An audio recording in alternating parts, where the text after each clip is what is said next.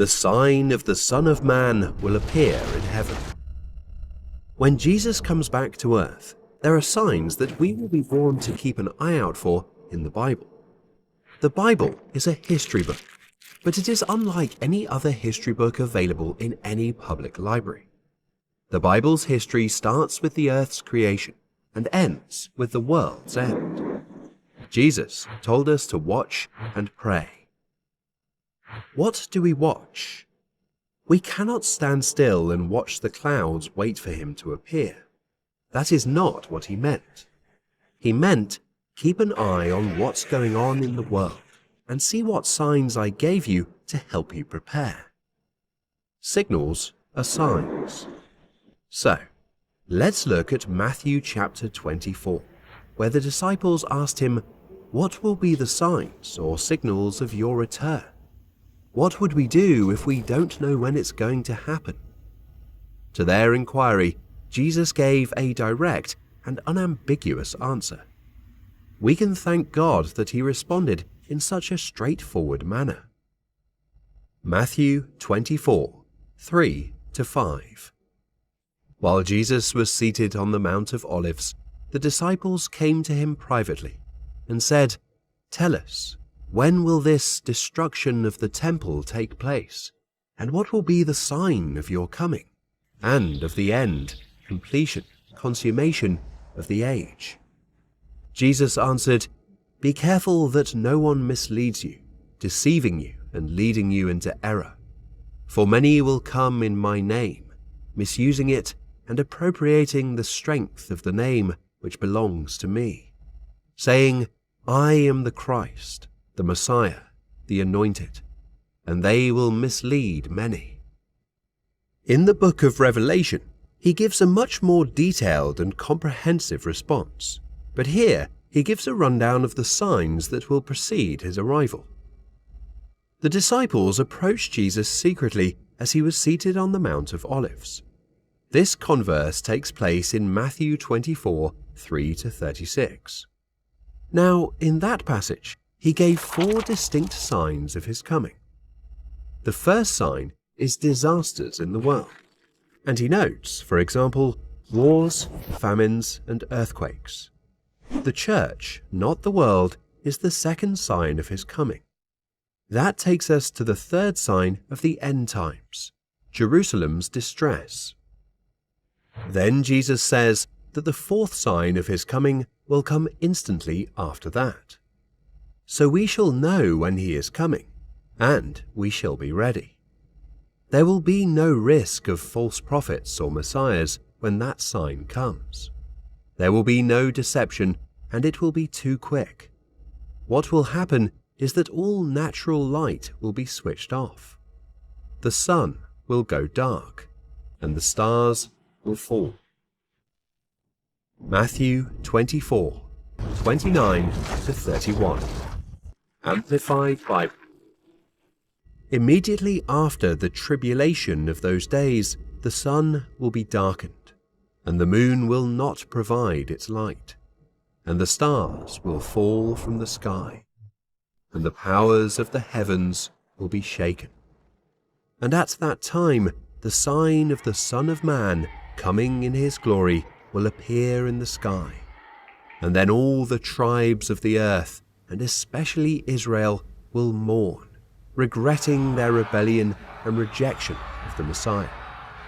And they will see the Son of Man coming on the clouds of heaven with power and great glory, in brilliance and splendor. And he will send his angels with a loud trumpet, and they will gather together his elect, God's chosen ones, from the 4 winds, from one end of the heavens to the other. There are many predictions of this through the Bible. Isaiah predicts it.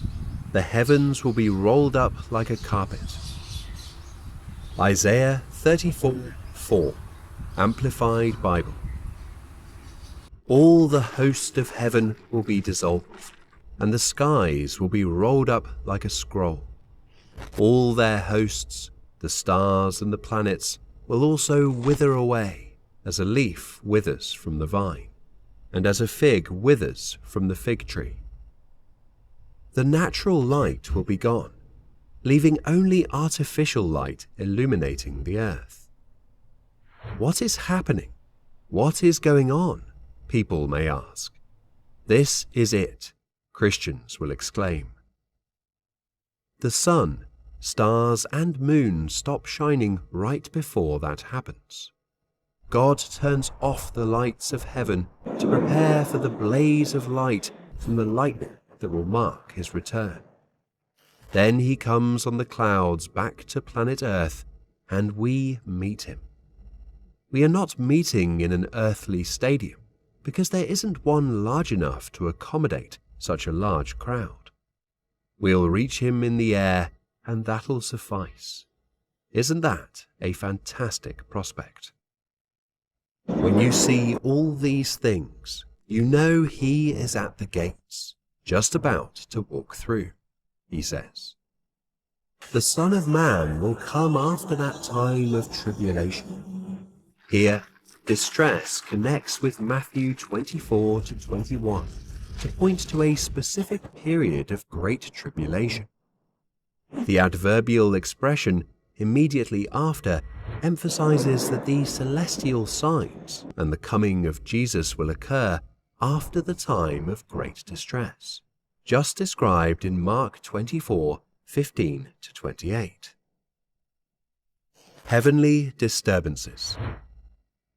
The end of the age will come with great disturbances in the heavens, with darkened skies, falling stars, the disruption of the forces of this age, and finally the coming of Jesus. At his coming, he will gather the elect from the ends of heaven. These events most likely refer to his coming at the end of the time of tribulation, which would correspond with the time of judgment of the nations. Several prophetic passages describe the cosmic disturbances that will precede and surround the glorious return of Jesus. Joel 2:10, Amplified Bible. The earth quakes before them, the heavens tremble, the sun and the moon grow dark, and the stars lose their brightness.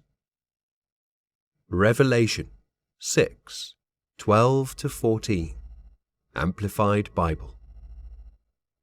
I looked when he, the Lamb, broke open the sixth seal, and there was a great earthquake, and the sun became black as sackcloth made of hair, and the whole moon became like blood, and the stars of the sky fell to the earth like a fig tree shedding its late summer figs when shaken by a strong wind. The sky was split, separated from the land, and rolled up like a scroll, and every mountain and island were dislodged and moved out of their places. The sign of the Son of Man will appear in heaven. It is difficult to say exactly what this sign is. It seems to precede his return as described in Revelation 19:11. Perhaps this sign is somehow related to the incredible cosmic disturbances which will precede the great event. Revelation 19:11.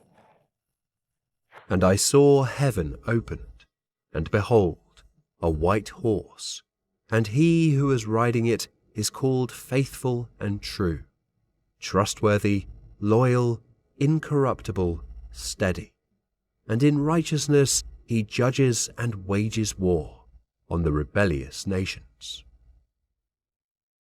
Aside from the signs in the skies, there are other signs of the return of the Lord. To find out more on that topic, click here. Here.